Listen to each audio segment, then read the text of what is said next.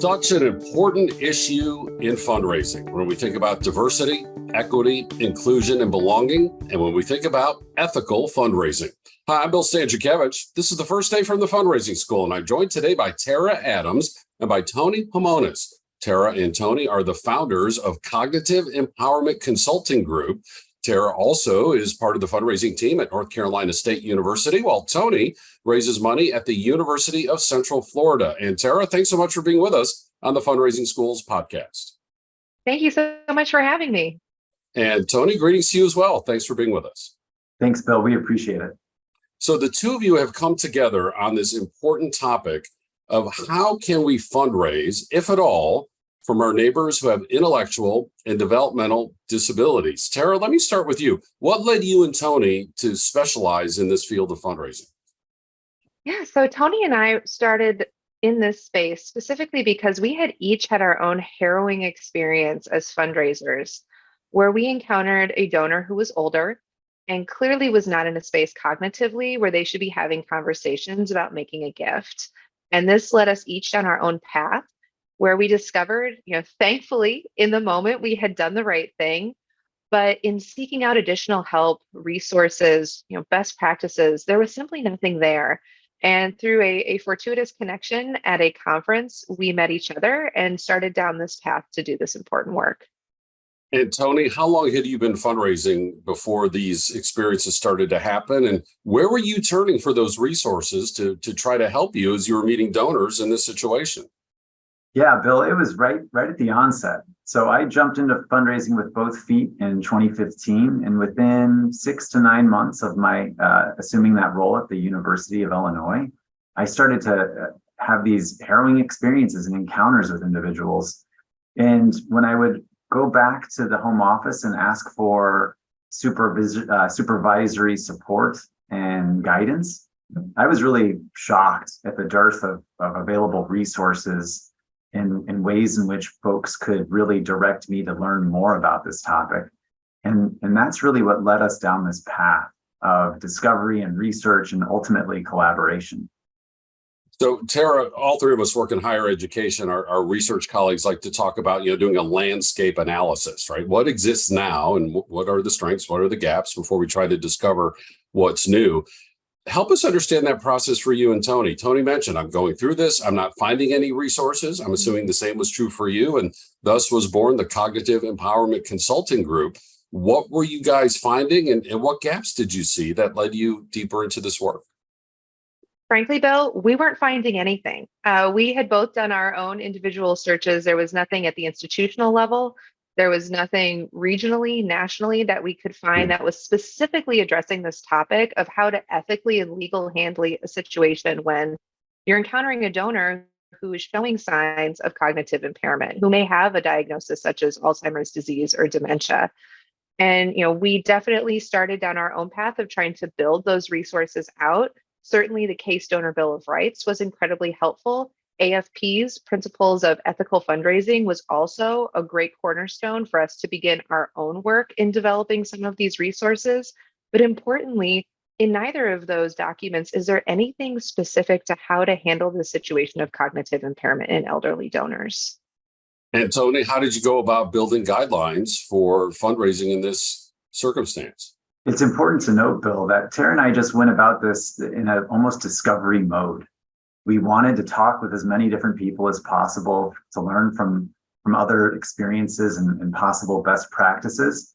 And we started putting pen to paper. And we did this. We really cut our teeth on holding these conversations internal to our institution. So there was a major gift officer roundtable that we led back in 2017. This led naturally to us presenting at regional and ultimately national conferences. And we looked to those foundational documents as sort of like a lodestone or a wayfinder. How could we codify and structure things at our previous institution to really create the best practices and guidelines? And we just started over communicating with all of our peers, not just fundraisers. It's important to note that we were talking to kids in the call centers, that we were talking to folks that were in annual giving, donor relations, advancement services. And the more conversations we held, the more stories we heard that were absolutely germane and salient to this very important topic. And we gained so much in terms of insights. And it was just that sort of natural, almost innocent progression of us trying to put pen to paper and to preach and spread this gospel that led to us really co-authoring the guidelines and best practices for ethical fundraising at the U of I system. And we became aware of the work of Tony and Tara at an AFP Icon conference in the year 2023 down in New Orleans. And their workshop was very well received. And, Tara, obviously that was like a 75-minute presentation. We're asking you to summarize here. What were some of those key themes? And Tony, I'll ask you the same question to follow up. But Tara, to start with you, what are some of the key practical themes and steps that you're encouraging fundraisers to take when they encounter a donor with intellectual and or developmental disabilities? Yeah, so I think first and foremost, what's most important is educating fundraisers on how to recognize the signs that you may be dealing with someone who has a cognitive impairment issue. I think far too often we have fundraisers who come out of a situation who go a little odd and don't recognize that what may have actually transpired were some signs and symptoms that someone may not possess the cognitive capacity to be having a conversation about a gift. So I think that's really important off the bat.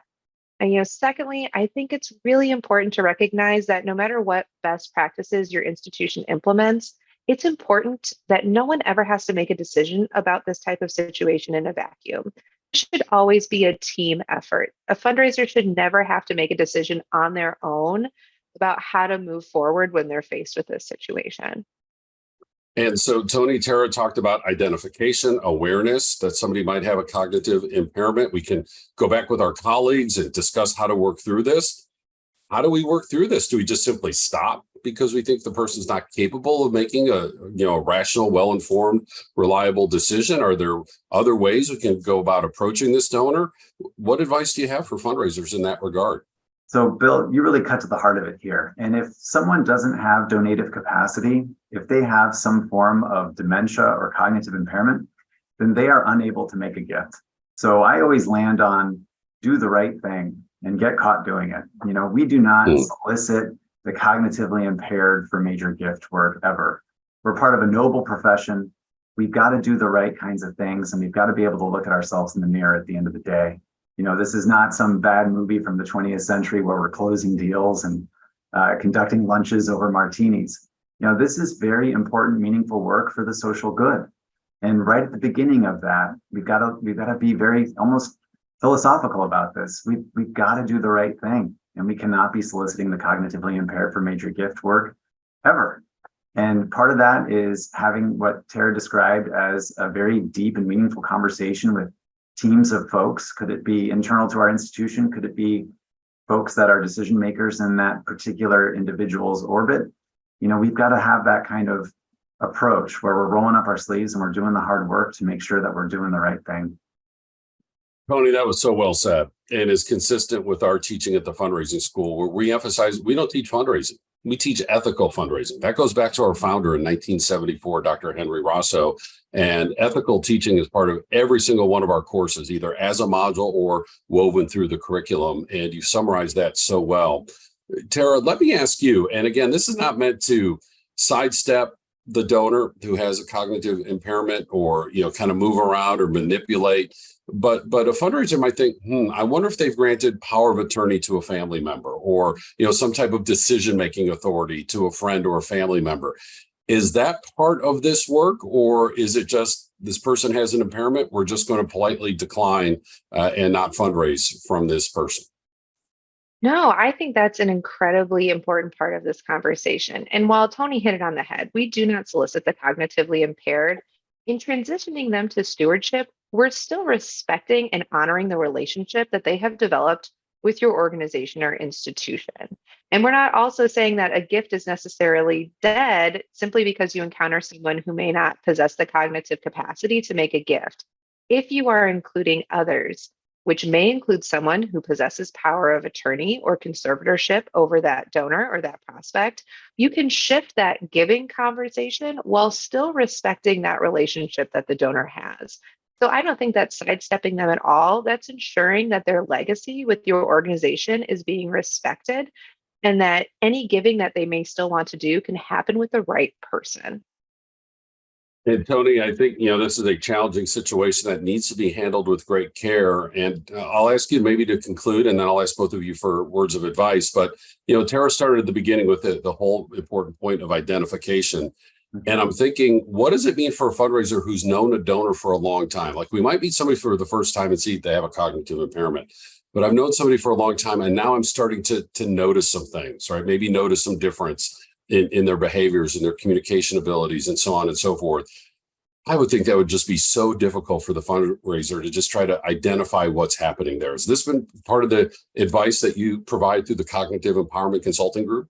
Absolutely, Bill. And part of this is that, cognitive impairment and cognitive decline, when they are first detectable, there's an arc, there's a spectrum, and things can accelerate rapidly.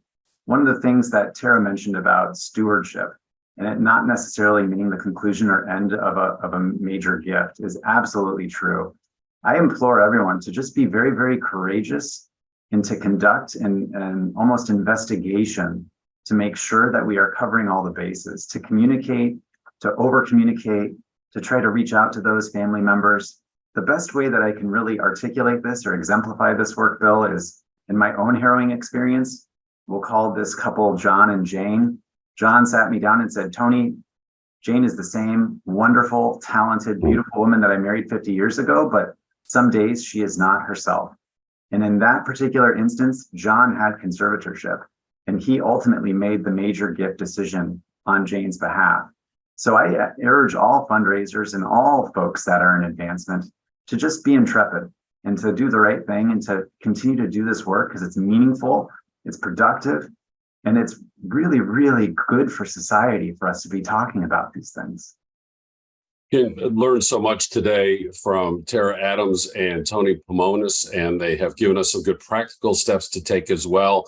Tara and Tony, as I mentioned, we learned about your work through an extensive workshop that you provided for AFP Icon. I just want to see if you have any final words of advice for fundraisers, since we're highlighting, your expertise here in this podcast.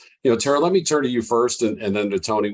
Tara, what final words of advice do you have for fundraisers if they find themselves in this situation? My final advice is to know that you are not alone. You are not the only person who has had this experience. You're not the only person at your organization who has had this experience. So if this happens to you, I strongly recommend that you reach out to your peers, reach out to us, reach out to others, who can help you through this situation and be able to let you know that this is not something you have to deal with on your own. Tony? Yeah, I'd return to the idea that ours is a noble profession, and we're in this for the betterment of society and the social good. And it's a noble calling. It's one I think that we're all up for and we're alive to. And just keep on the great work, because this is just a dream come true for us to be doing this for a living.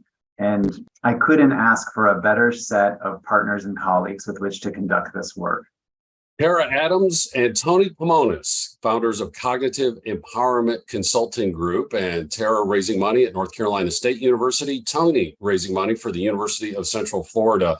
And with any ethical issue in life, and including with fundraising, the best we can do is to try to prepare in advance as best as we can. So to not have this issue or any ethical issue surprise us, if at all possible. So now that we're aware of this issue, find those resources, have those conversations, build this into your gift acceptance policy, into your fundraising plan, so that when you encounter a donor in this situation, you're as ready as you possibly can be to handle each situation individually with a set of ethical guidelines. And it's very likely something that's going to happen more and more. As a population, we're living longer.